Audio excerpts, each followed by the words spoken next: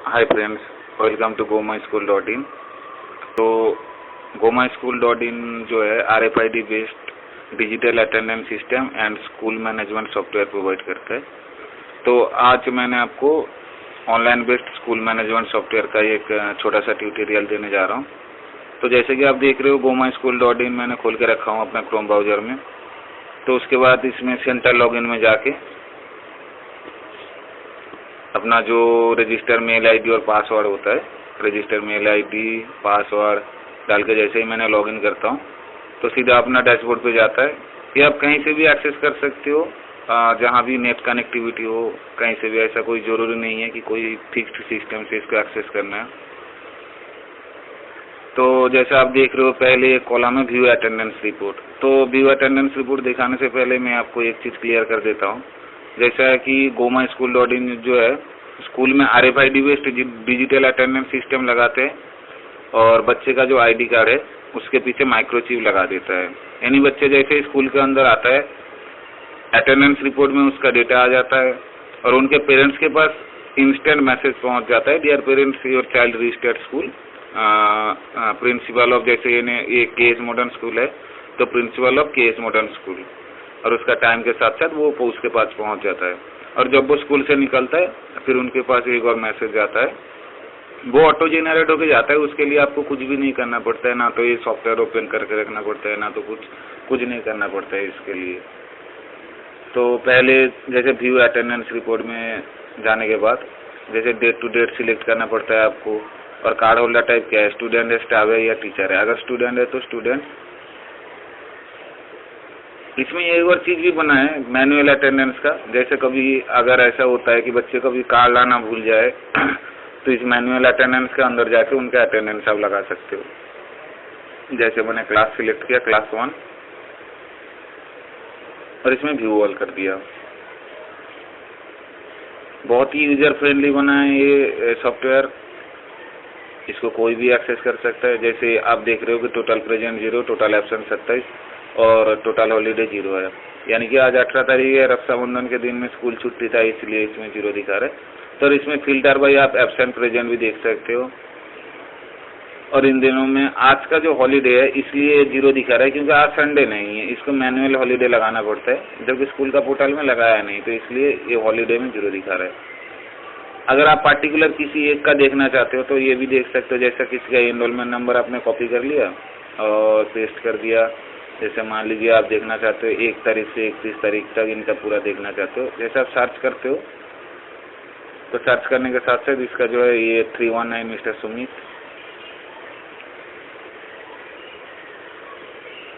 ये मिस्टर सुमित का पूरा अटेंडेंस रिपोर्ट आ जाता है। जैसे देखिए आप total present 0, total absent 27, total holiday 4 दिखा रहा है। यानी कि हॉलीडे जो संडे है वो ऑटोमेटिक तो डेटाबेस डिटेक्ट कर लेता है कि संडे की वजह से छुट्टी है। बाकी जो है वो आपको मैन्युअली लगाना पड़ता है कि रक्षाबंधन के लिए छुट्टी है या 15 अगस्त है या तो फलाना जो भी है वो आपको लगाना पड़ता है। वो मैं आपको थोड़ी देर में दिखा रहा हूँ कैसे वो लगाना पड़ता है। तो इस तरह से आप अपने अटेंडेंस स्टाफ का, स्टूडेंट का, टीचर का, किसी का भी देख सकते हो, वो भी कहीं से भी आप एक्सेस कर सकते हो। इसके बाद ये मार्क्स ब्लॉक का ऑप्शन है।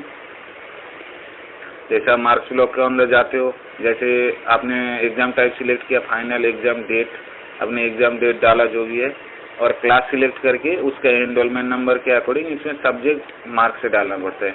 उसके बाद जितना सब्जेक्ट है उसके अकॉर्डिंग ऐड करके आपको सब्जेक्ट और मार्क्स दोनों ऐड करके सेव करना पड़ता है। तो इसके सेव करने के बाद होता क्या है, इन पेरेंट्स के पास, इसके पेरेंट्स के पास 2 मैसेज जाता है। पहला मैसेज तो ये जाता है कि उनके बच्चे को कितना मार्क्स मिला कौन से सब्जेक्ट में। दूसरा मैसेज ये जाता है कि उनके क्लास के टॉपर को कितना मार्क्स मिला, वो जाता है। वो नोटिफिकेशन मैसेज के जरिए पेरेंट्स के पास पहुंच जाता है। ये एडमिशन फी पे, स्टूडेंट पेमेंट और स्टाफ पेमेंट थोड़ी देर में आपको दिखा रहा हूँ, क्योंकि पहले पेमेंट करने से पहले आपको स्ट्रक्चर बनाना पड़ता है इसका। तो पहले मैं जाता हूँ सेंड SMS का ऑप्शन में। जैसे कि इसमें से आप अनलिमिटेड बल्क SMS अपने रजिस्टर्ड स्टूडेंट को भेज सकते हो। अनलिमिटेड यानी कि अनलिमिटेड ही है, ऐसा नहीं है कि बहुत सारा कंपनी ऐसा है जो अनलिमिटेड बोल तो देता है लेकिन उसका लिमिटेशन रहता है। जैसे 2-3 SMS पर डे आप भेज सकते हो, लेकिन इसमें से आप अनलिमिटेड भेज सकते हो। जैसे आपको क्लास वाइज भेजना पड़ता है, जैसे ऑल सारे क्लास को एक साथ भेजना पड़ता है, कभी हॉलीडे का नोटिफिकेशन हो, कुछ हो, या पेटीएम का नोटिफिकेशन, सबको एक साथ भी भेज सकते हो, या फिर क्लास सिलेक्ट करके किसी इंडिविजुअल एक स्टूडेंट को भी भेज सकते हो। और जो ये मैसेज आप टाइप करोगे, टाइप करके सेंड करने के बाद ऑटोमेटिक सारे पेरेंट्स के पास चला जाता है ये चीज़। उसके बाद ये हॉलीडे लिस्ट, जैसे कि मैंने थोड़ी देर पहले आपको जिक्र किया था इसके बारे में, आपको क्या करना पड़ता है, हॉलीडे या आधार इवेंट। जैसे आपने हॉलीडे सिलेक्ट किया, हॉलीडे का डेट लगाया और हॉलीडे का नेम क्या है, रक्षाबंधन है, कुछ भी है। जैसे मैंने आपको दिखाता हूँ हॉलीडे 18 तारीख, मान लीजिए रक्षाबंधन,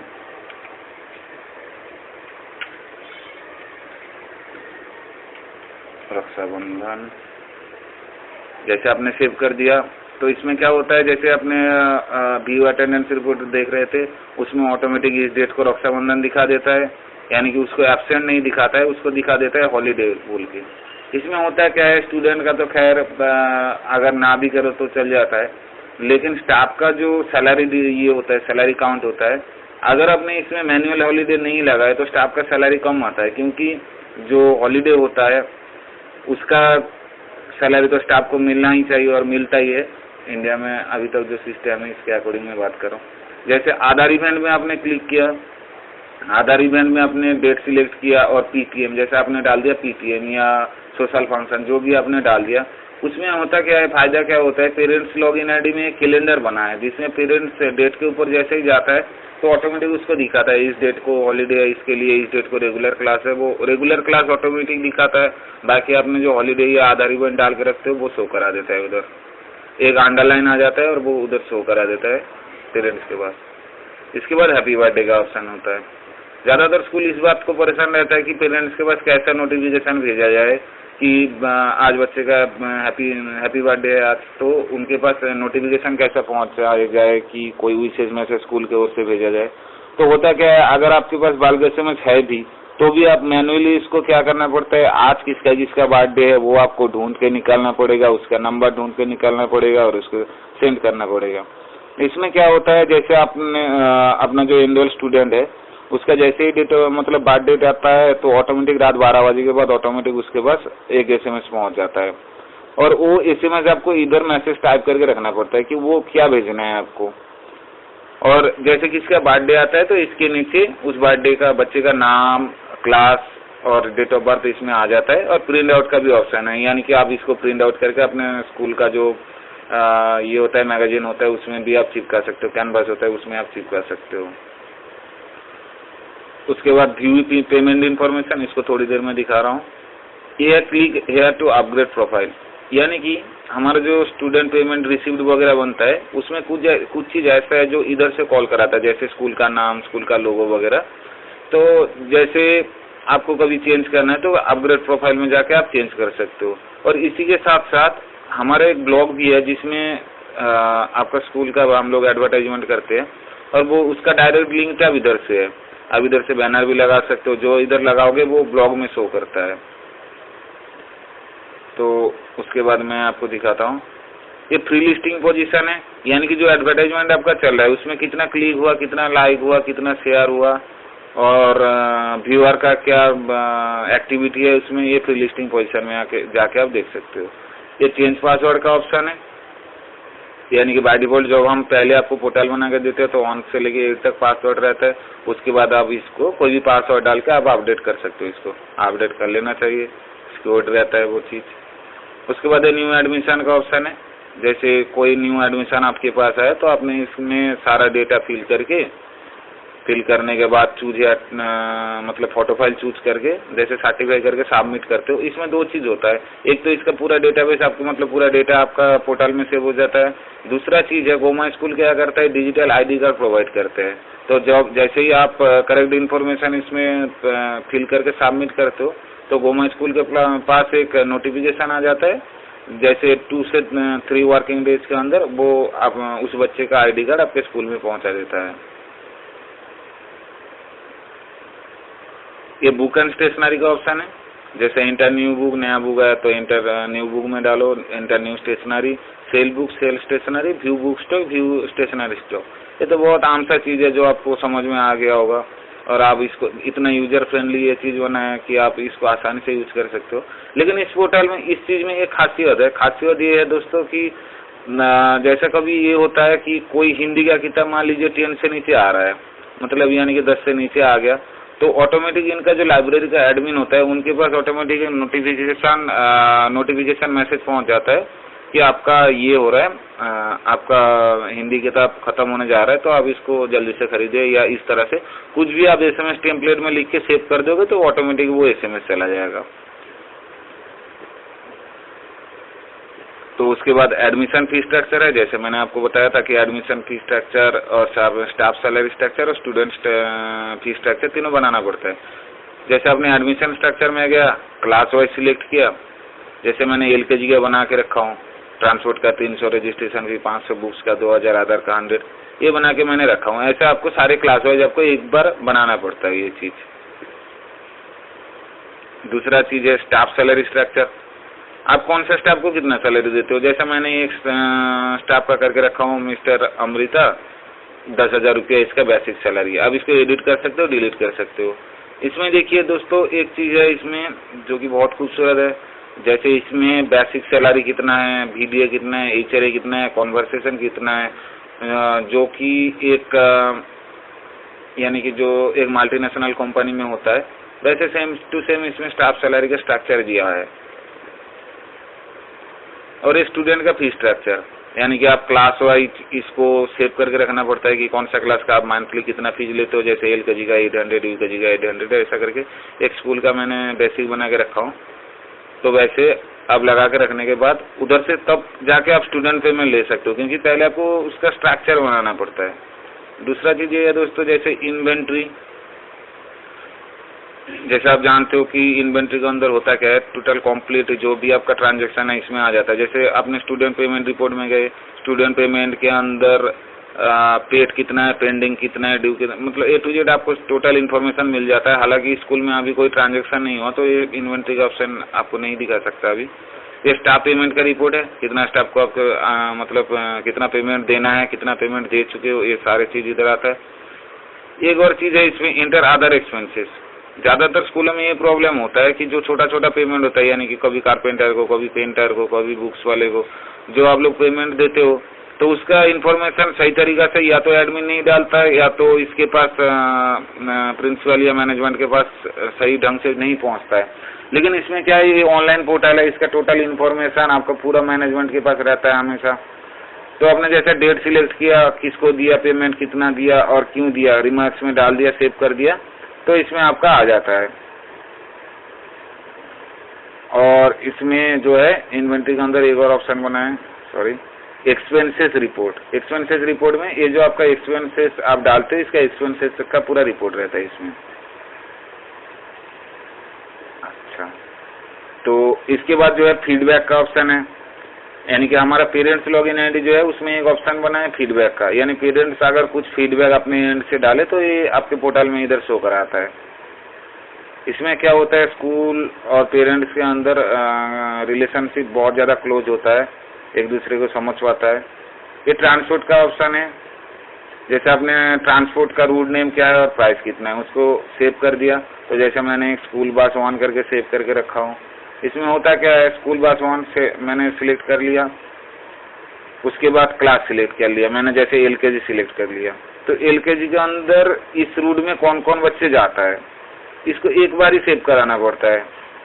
जैसे मान लो LKG के अंदर कौन कौन सा एनरोलमेंट नंबर के बच्चे जाता है, जैसे मैंने क्लिक एंड पे सेव किया, ऐड कर दिया, तो इन एनरोलमेंट नंबर के अकॉर्डिंग आप जो स्टूडेंट का पेमेंट लोगे तो इसका अकॉर्डिंग जैसे 600 उसके साथ ऐड होके आएगा और लिखा रहेगा फॉर ट्रांसपोर्ट 600। तो मैंने जैसे अभी इसको डिलीट कर देता हूँ। आप डिलीट भी कर सकते हो, इसको एडिट भी कर सकते हो। आपको कभी रूट का प्राइस कम हो गया तो उसको कम भी कर सकते हो, ज्यादा भी कर सकते हो। ये मैंने जैसे आ गया डैशबोर्ड पे। एक गैलरी का ऑप्शन है, गैलरी में क्या होता है, जैसे आपको कोई भी स्कूल का मतलब जो भी इवेंट होता है या जिसका फोटो वीडियो जो भी स्कैन डॉक्यूमेंट जो भी डालना होता है, आप जैसे ही इस गैलरी में डालोगे आपका जितना एनरोल स्टूडेंट है सारे पेरेंट्स के लॉगिन आईडी पे गैलरी का पूरा ऑप्शन शो कराता है, नोटिफिकेशन पहुंच जाता है। लीव रजिस्टर में क्या होता है, लीव रजिस्टर में कभी कभार स्टाफ क्या करता है, लीव लेता है, और जिसमें 2-3 दिन ऐसा भी होता है लीव विद पे का भी ऑप्शन होता है। तो इसमें 2 ऑप्शन बना हुआ है, लीव विदाउट पे और लीव विथ पे। तो उसका रिमार्क क्या है और कौन उसका लीव इशू किया, ये पूरा एक लीव रजिस्टर के अंदर बना है। दोस्तों इंडिया का पहला एक चीज इसमें बना है शायद गवर्नमेंट स्कूल में, जो अनाउंसमेंट का ऑप्शन है। ज्यादातर प्ले स्कूलों में हम लोग ये चीज देखा कि जैसे कोई पेरेंट्स आता है तो एक उसको एम्प्लॉय खड़ा करना पड़ता है स्कूल वाले को कि अनाउंसमेंट करने के लिए, mister Aarush please come your parents is waiting, इस तरह का कुछ अनाउंसमेंट करता है वो लोग। तो हम लोग इसमें क्या किया, एनरोलमेंट नंबर के अकॉर्डिंग आप मैसेज सेव कर दो, या तो फिर कोई पर्टिकुलर क्लास या पूरे स्कूल के अकॉर्डिंग आप इसमें मैसेज सेव कर दो। नाम डालने का जरूरत नहीं है, एनरोलमेंट नंबर के अकॉर्डिंग नाम ऑटोमेटिक कॉल करा लेता है। उसके बाद पेरेंट्स के पास जो पेरेंट्स का आईडी कार्ड रहता है, पेरेंट्स जैसे स्कूल के अंदर आके अपना आईडी कार्ड शो कराता है मशीन में, रीडर में, तो उसमें क्या होता है ऑटोमेटिक स्कूल के अंदर अनाउंसमेंट चालू हो जाता है। तो ये बहुत अच्छी पोर्टल है, बहुत ही यूजफुल है। और इसमें जैसे आप देखो view student staff teacher information, इसमें क्या होता है एक स्टूडेंट का इन्फॉर्मेशन रखने के लिए एक एडमिन को बहुत ज्यादा मेहनत करना पड़ता है, जब उसको निकालना पड़ता है तब और ज्यादा मेहनत उनको करना पड़ता है। इसमें पूरा आपका स्टूडेंट स्टाफ टीचर का इन्फॉर्मेशन पूरा बना है, जैसे कि आप देख रहे हो, serial number, photo, class name, enrolment number, name, date of birth, father name, address, mobile number. और इसमें एक चीज बना है एक्शन का, मैं इसको आपको बता रहा हूँ, लेकिन इसमें देखिए आप कार्ड होल्डर टाइप क्या है, स्टूडेंट स्टाफ टीचर। अगर आप स्टाफ टीचर सिलेक्ट करते हो तो ओनली उनका आता है। क्लास वाइज अगर देखना है क्लास वाइज देख सकते हो, अगर स्टूडेंट नेम के अकॉर्डिंग देखना है तो नेम के अकॉर्डिंग देख सकते हो, एनरोलमेंट नंबर के अकॉर्डिंग देखना है तो वो भी देख सकते हो। चेक प्रोफाइल में क्या होता है दोस्तों, चेक प्रोफाइल में ये चीज होता है कि चेक प्रोफाइल में अगर आपको कभी कुछ अपडेट करना है, जैसे इसका नाम अपडेट करना है, last name, father name, address, mobile number वगैरह अपडेट करना है, तो आप इधर से अपडेट कर सकते हो आसानी से। मैं डैशबोर्ड में आता हूँ। जैसे मैंने आपको बताया था कि एडमिशन फी पे, स्टूडेंट पे और स्टाफ पेमेंट थोड़ी देर में दिखा रहा हूँ। ये फाइनल चीज है एडमिशन फी पे। न्यू एडमिशन में जब आप किसी का एडमिशन करवाते हो तो वो बाय डिफॉल्ट क्या होता है, अगर आपने एलकेजी में करा रहे हो तो बाय डिफॉल्ट +1 होके आ जाता है एडमिशन नंबर, यानी कि अगर आपका 100 स्टूडेंट है तो 101 एडमिशन नंबर होके आ जाता है। तो जैसे मैंने अभी कोई एडमिशन नहीं करवाया इसलिए ब्लैंक आ रहा है। अगर मैंने कोई क्लास सिलेक्ट किया, जैसे एलकेजी सिलेक्ट किया, क्योंकि एलकेजी का fees structure, admission fees structure उधर बना था, बाकी दूसरा करूंगा तो 0 आएगा बाय डिफॉल्ट ही।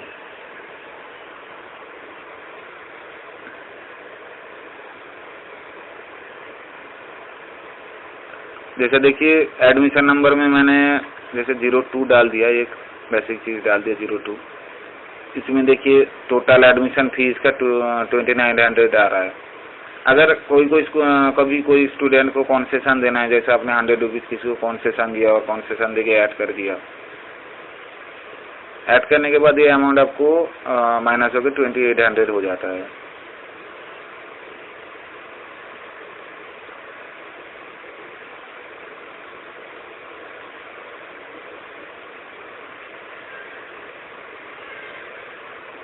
तो इसके बाद जैसे आप पे करते हो,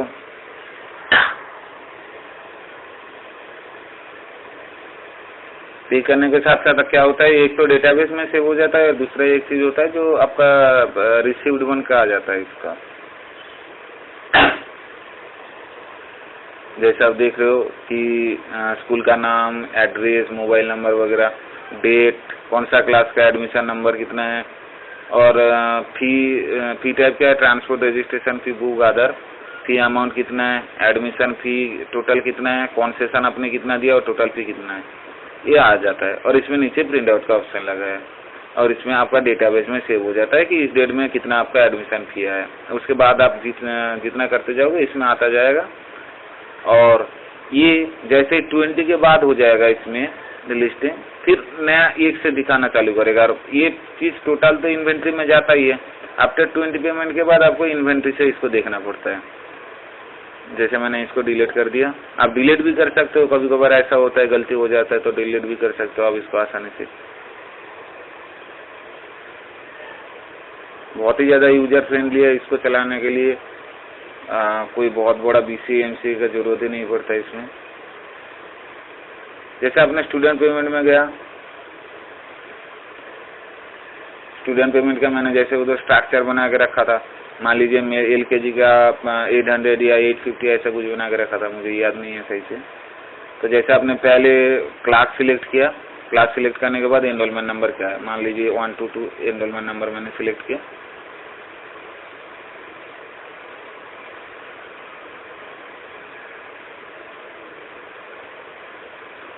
एनरोलमेंट नंबर सिलेक्ट करने के बाद पेमेंट टाइप क्या है, 1 मंथ, 2 मंथ, 3 मंथ या 6 मंथ। और उसके बाद दोस्तों जैसे आपने 1 मंथ सिलेक्ट किया तो जनवरी का अगर सिलेक्ट करके आप पे करते हो तो दोबारा जनवरी रीड ओनली में चला जाता है, यानी कि जनवरी का आप पेमेंट नहीं कर पाओगे।